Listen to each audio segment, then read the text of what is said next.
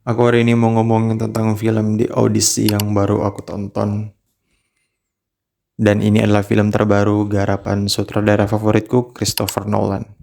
Ini adalah film kedua yang aku tonton di bioskop dari Christopher Nolan. Yang pertama itu Oppenheimer, aku nonton sendiri. Dan yang kedua ini The Odyssey.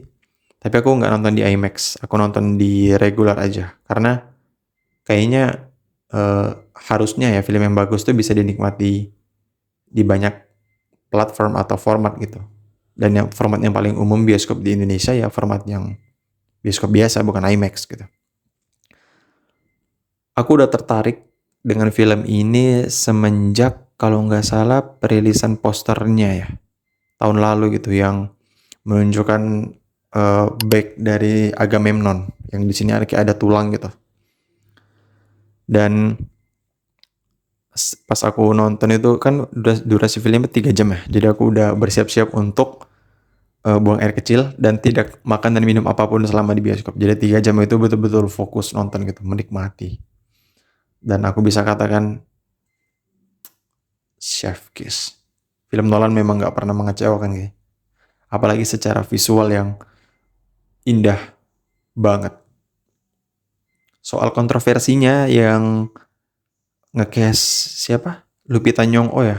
Kalau nggak salah, sama ada satu lagi tuh.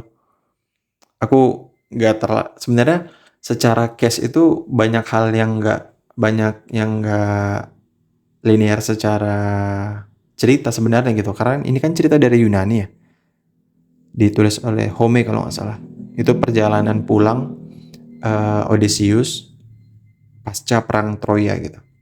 Jadi kalau kalian pernah nonton film Troy yang tahun 2000 berapa gitu, itu kan cerita tentang perang Troyanya. Nah ini filmnya setelah itu gitu.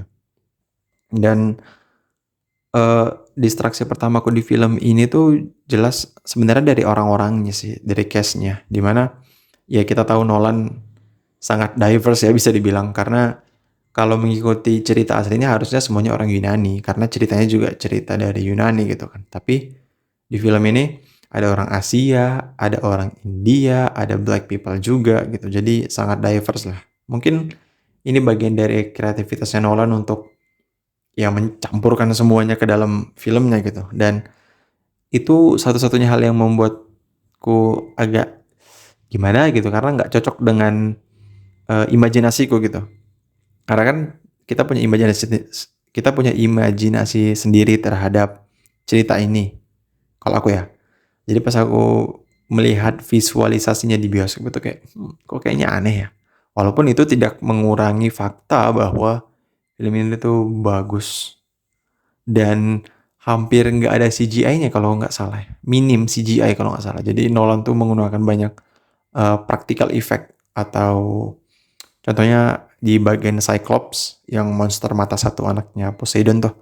Dia tuh pakai kayak boneka besar gitu. Praktikal lah namanya. Jadi bukan CGI yang diedit setelah filmnya selesai gitu. Dan sepanjang nonton aku sangat enjoy pace 3 jam itu nggak berasa karena Nolan tahu cara ngatur pace-nya antara pace yang tinggi, perang, dadar segala macam, terus turun ke dialog Odysseus dan siapa nama istrinya? Ya itulah pokoknya.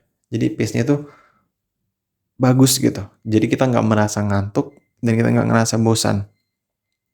Dan apalagi ya poinnya ya, highlight utama dari film ini tuh kalau menurutku ya, ini menurutku pribadi hal yang sangat nyantol secara visual di aku tuh Agamemnon.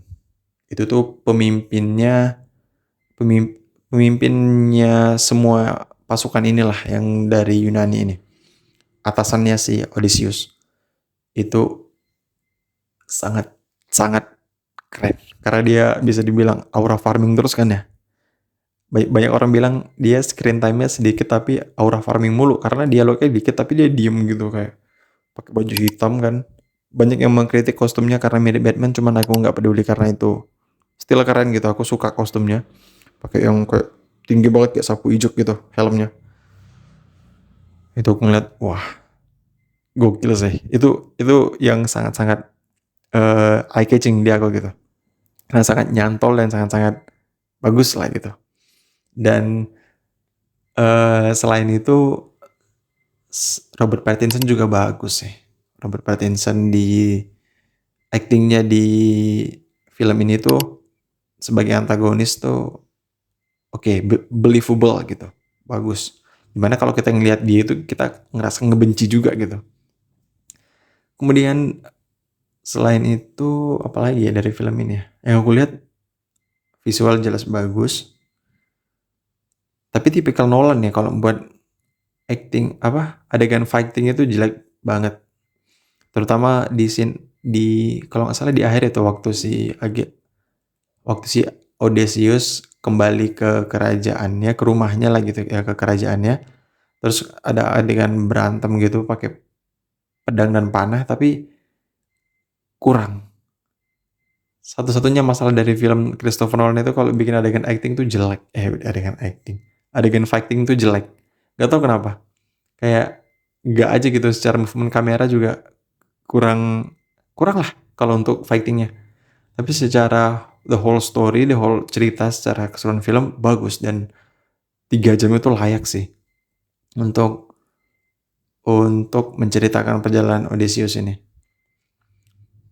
Untuk overall film ini aku kasih rating 9 dari 10. Kurang satunya itu karena case-case-nya tadi yang nggak believable secara cerita, cuman ya udah gitu. Karena ini karyanya dia juga dan bukan pertama kali dia pakai aktor yang dalam tanda kutip kontroversial kan.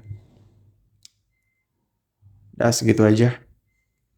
Kayaknya filmnya masih tayang deh di bioskop dan kalian harus nonton sih di Odyssey. Film terbarunya Christopher Nolan dan gak tau ya ini bakal menang Oscar apa enggak, cuman bagus banget filmnya.